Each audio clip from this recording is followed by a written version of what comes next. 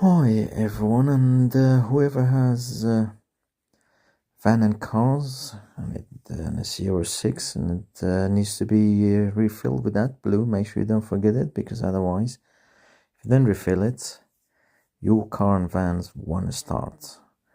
There will be a warning light coming on your dashboard, and make sure whenever it comes, it gives you enough time of remaining mileage. You need 10 liters one, sometimes you need more, depends on the size of your tank.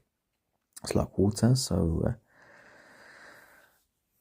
it's very simple. There's a funnel, get rid of stickers, put it on, tighten it up, and fill it up, and your car will start. Off you go to your journey. Thank you very much.